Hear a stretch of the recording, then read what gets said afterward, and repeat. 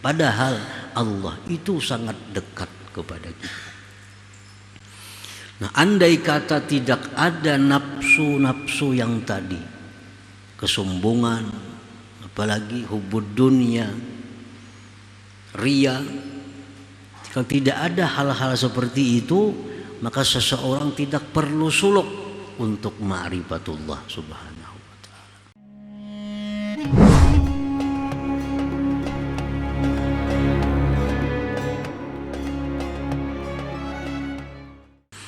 Para muhibbin rahimakumullah, al-hikmatur rabi'atu wal arba'un ba'dal mi'ati tsaniyah minal hikamil ata'iyah. Hikmah yang ke-244 dari al-hikamil ata'iyah. Qala al-imam Ahmad ibnu Athaillah as-Sakandari rahimahullah wa nafa'ana bi'ulumihi wa asrarih. Laula mayadinun nufus ma tahaqqaqa sayrus sairin idh la masafata bainaka wa bainah hatta tatwiyaha wa la qut'ata bainaka wa bainah hatta tamhuwaha wuslatuk. Artinya, jikalau tidak ada medan-medan nafsu,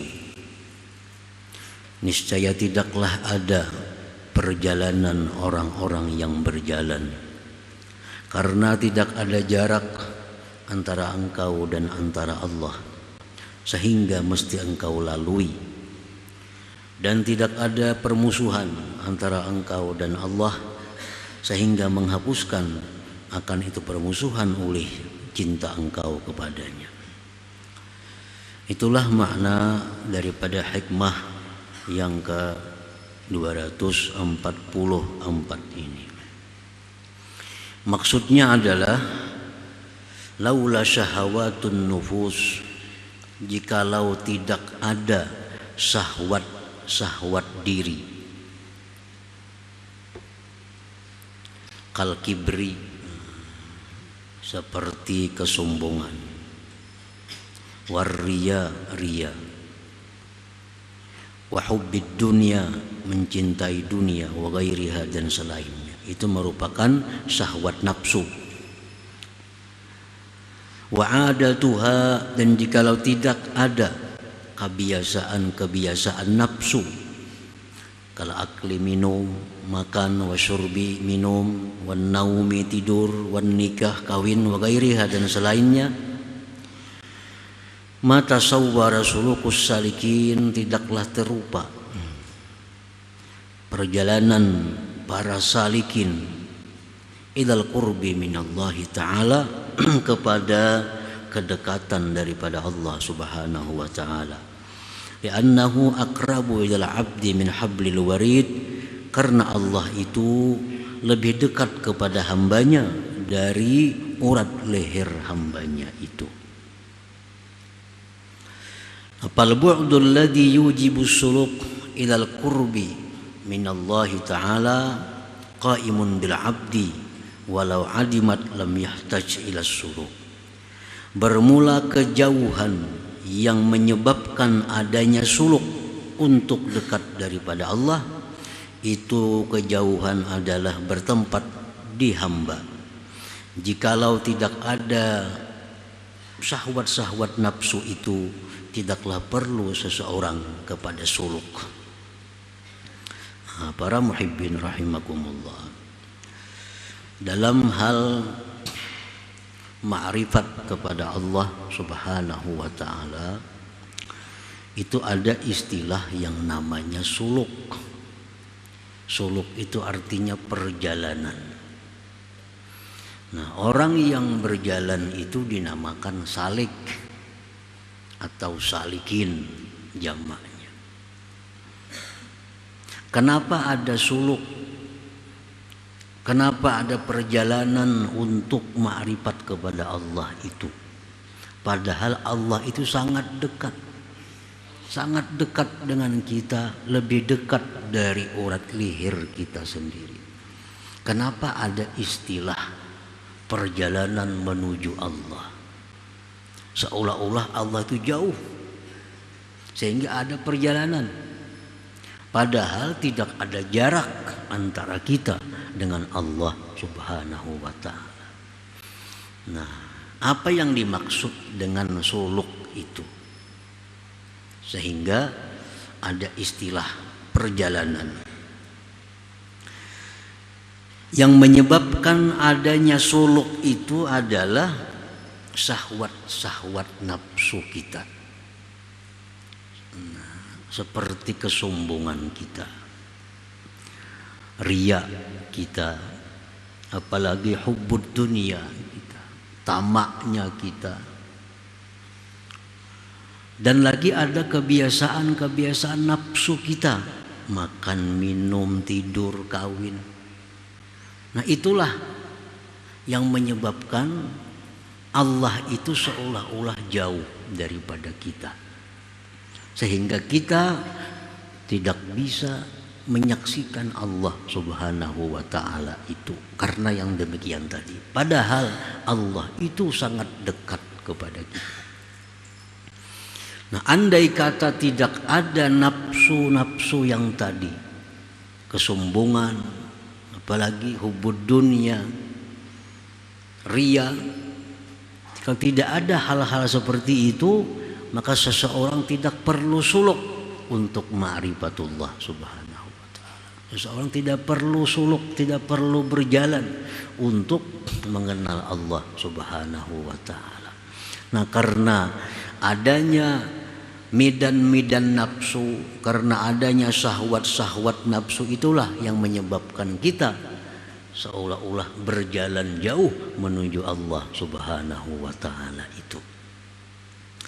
Nah, para muhibbin rahimakumullah, jadi jauhnya itu dari pihak kita. Nah, dari pihak kita. Banyaknya hijab dinding kita, sehingga menyebabkan seolah-olah Allah itu sangat jauh. Daripada sangat jauhnya Allah itu, kita sudah kada bisa melihatnya lagi, kada bisa mengingatnya lagi, sehingga kita melihat sesuatu itu adalah sesuatu, melihat itu batu adalah itu batu, melihat itu hewan adalah hewan, melihat itu pohon adalah pohon. Allah Subhanahu wa ta'ala hilang, tidak kelihatan lagi dalam hati kita. Karena apa? Karena jauh. Padahal Allah sangat dekat. Kenapa jadi jauh? Karena ada syahwat-syahwat nafsu tadi. Nah, disitulah timbul ada istilah suluk. Nah, sulukus salikin, jalannya orang-orang yang menjalani menuju kepada ma'rifat Allah Subhanahu wa ta'ala. Para muhibbin rahimakumullah, fatakhliyatul abdi min sifatihil mazmumah wa tahliyatuhu bisifatil mahmudah tusamma suluka. Membersihkannya kita dari sifat-sifat kita yang tercela, memperhiasinya kita akan diri kita dengan sifat-sifat terpuji, tusamma suluka, itulah disebut suluk perjalanan. Jadi kita bersihi diri kita dari sifat-sifat tercela, lalu sesudah bersih kita perhiasi dengan sifat-sifat terpuji. Nah, itu disebut suluk. Dengan sebab itulah kita bisa merasakan dekatnya Allah Subhanahu wa ta'ala. Kalau sifat-sifat buruk sudah hilang di hati kita, sifat-sifat terpuji sudah menghiasi hati kita, nah, kita akan merasa betapa dekatnya Allah Subhanahu wa ta'ala dengan kita. Sehingga apapun makhluk yang kita lihat, kita tidak bisa melupakan adanya Allah Subhanahu wa ta'ala. Nah, para muhibbin rahimakumullah, nah, suluk itu tidak terlepas daripada dua hal. Satu ilmu, dua amal. Itulah suluk.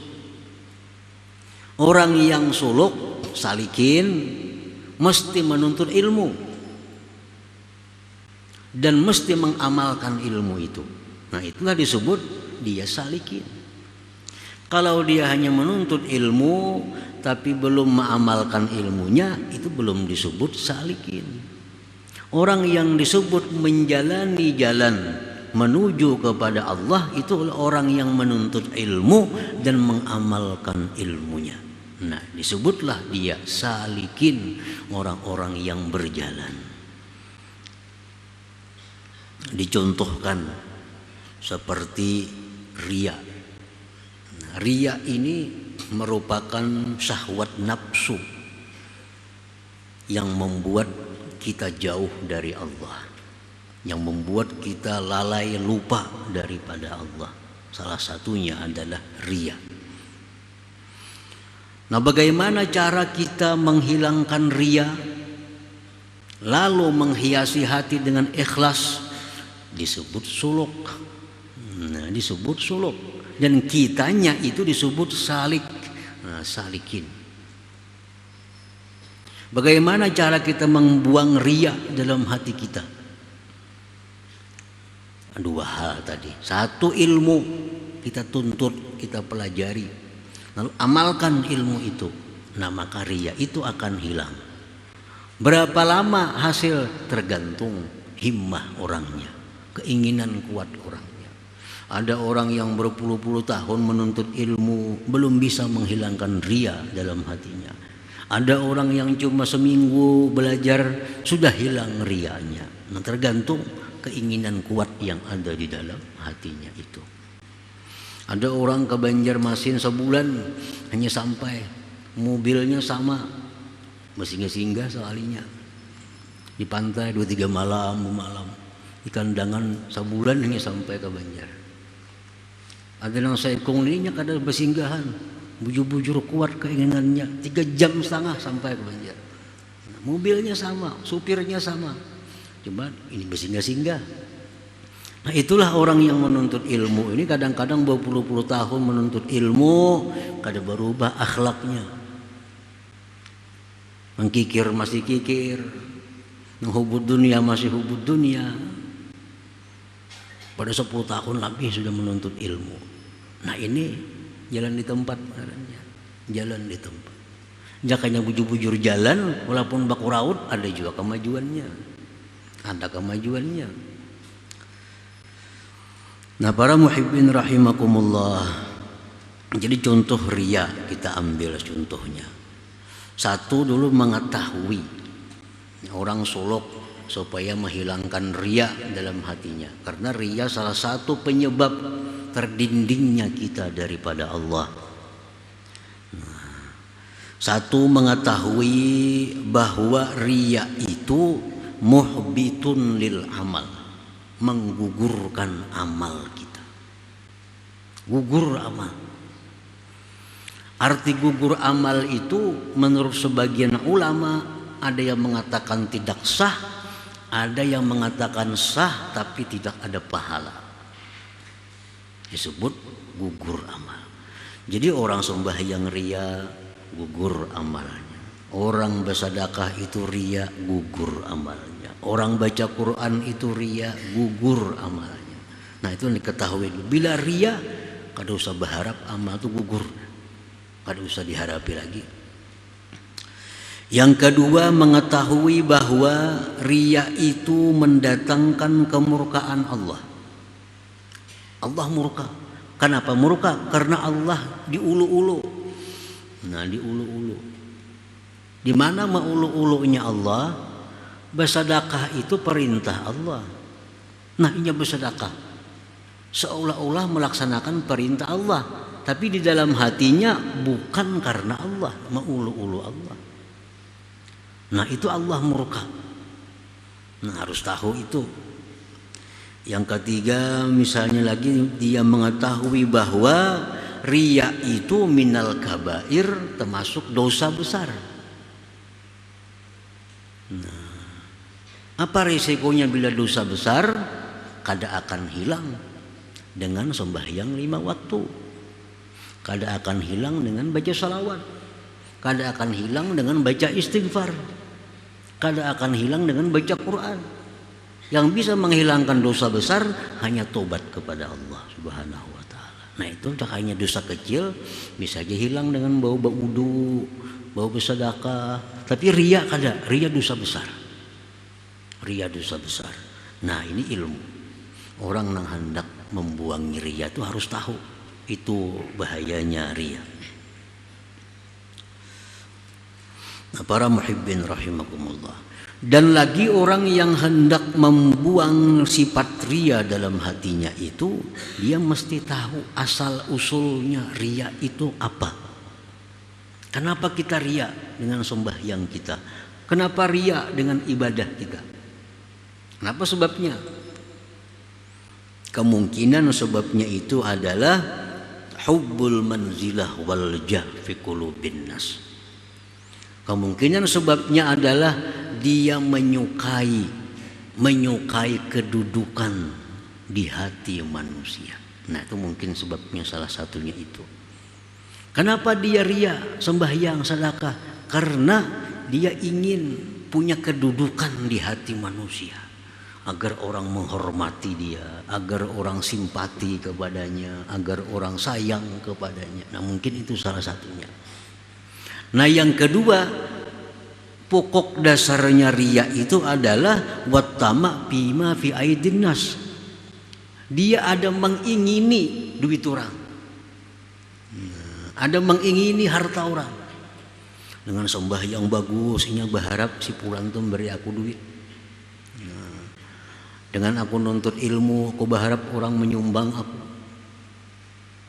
Nah, itu mungkin di situ penyebabnya riya. Karena kita kadang akan bisa menghilangkan satu penyakit tanpa tahu sebabnya penyakit itu apa. Ketahui sebabnya. Jadi riya itu satu, minta kedudukan, mencari kedudukan, suka kedudukan di hati manusia, atau riya itu berdasarkan maunting harta orang. Nah, itu riya. Para muhibbin rahimakumullah. Jadi harus tahu dulu itu. Nah, bagaimana cara mengobatinya kalau riya itu ada dalam hati kita? Nah, ini berhubungan dengan suluk jalan. Kalau kita mencari kedudukan di hati manusia dengan mengandalkan ibadah, itu kesalahan yang besar. Kesalahan yang besar. Kita sembahyang supaya dihormati orang, luput, kada akan hasil, kada berhasil. Nah, kita membaca Quran dengan tujuan supaya diagungkan orang, kada akan berhasil. Kada akan berhasil kalau mencari keagungan, kemuliaan di hati manusia dengan cara ibadah, kada akan berhasil.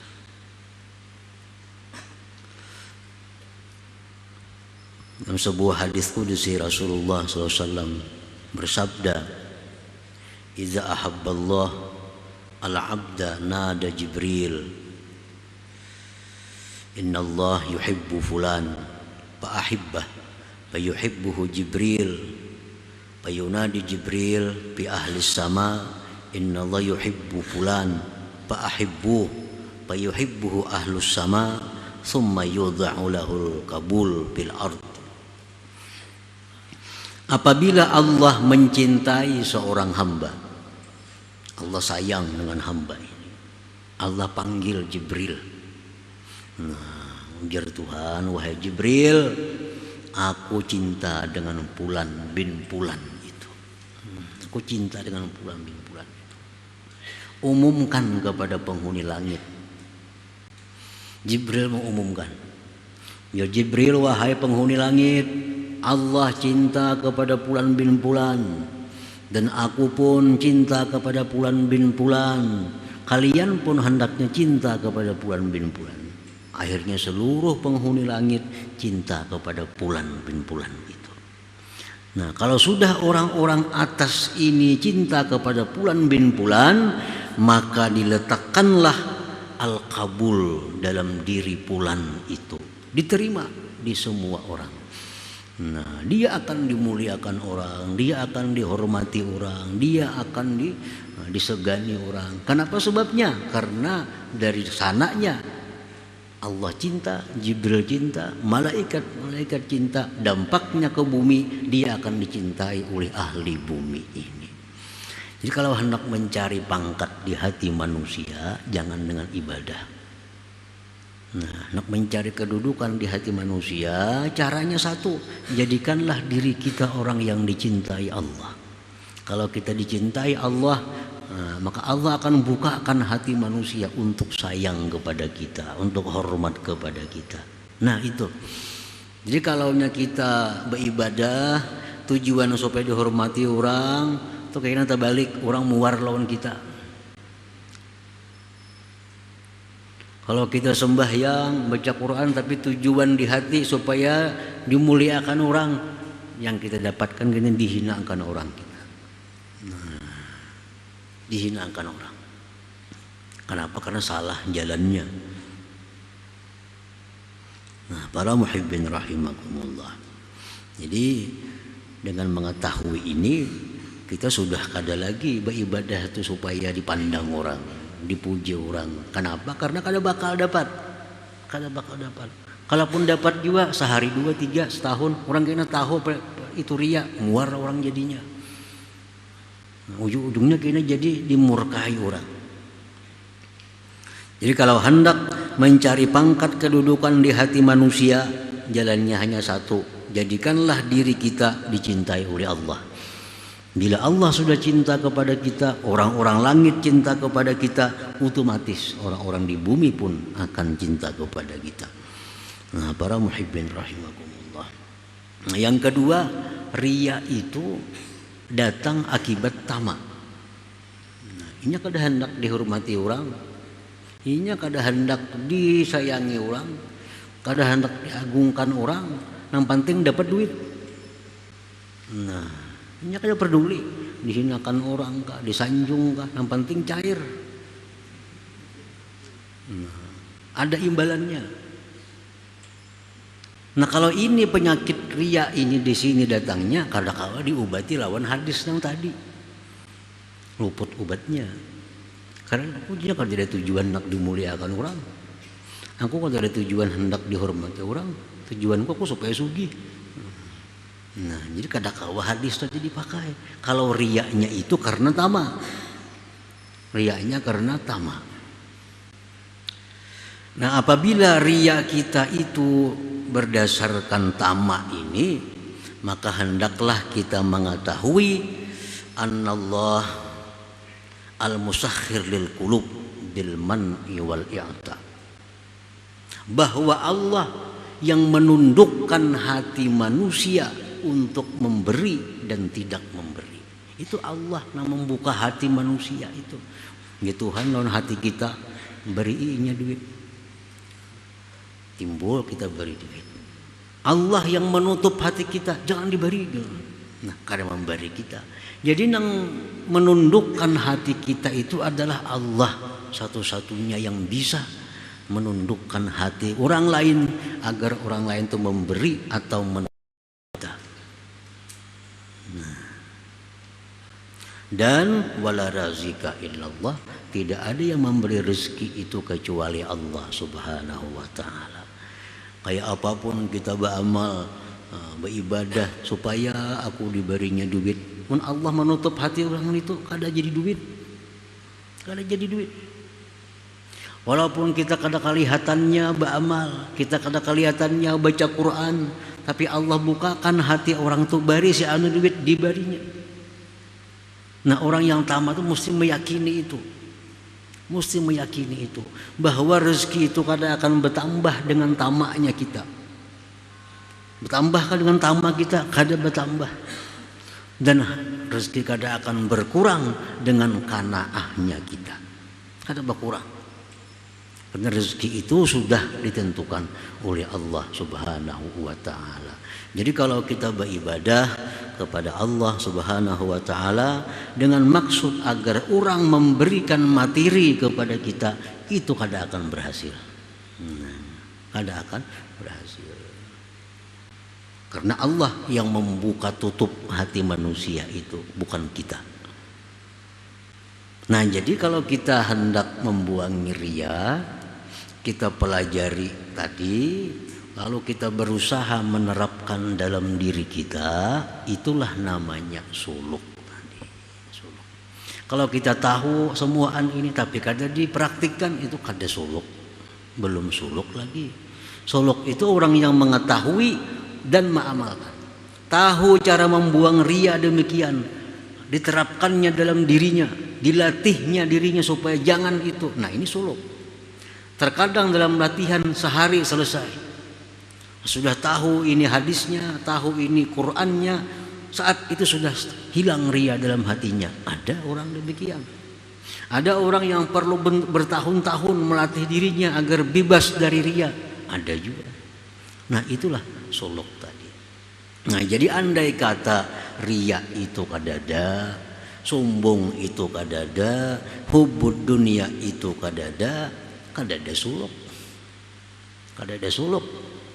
Kita akan terlihat Allah Subhanahu wa taala. Nah, kenapa kita kada bisa mata hati kita ini merasa jauh Allah? Mata hati kita kada melihat Allah karena terdinding oleh yang demikian tadi, yang disebut dengan mayadinun nufus, medan-medan nafsu itu. Para muhibbin rahimakumullah. Nah, sifat sombong pun demikian pula. Sifat sombong itu merupakan syahwat nafsu, selalu hendak sombong, merasa suka, merasa bangga dipuji, disanjung, merasa sedih bila dihina. Itu sifat nafsu. Bila itu masih ada dalam diri kita, maka hati kita kada akan pernah merasakan dekatnya Allah, karena kita sombong. Nah, untuk menghilangkan kesombongan itu, kita belajar ilmunya, kita terapkan dalam diri kita, suluk ngarannya. Nah, kita pun disebut kada orang awam lagi, kita disebut salikin. Nah, orang yang sudah berjalan menuju kepada ma'rifatullah subhanahu wa ta'ala. Nah, alhasil annahu inda intifa'is syahawat la yahtaju ila suluk, lianna Allah qarib la masafata bainak wa bainah.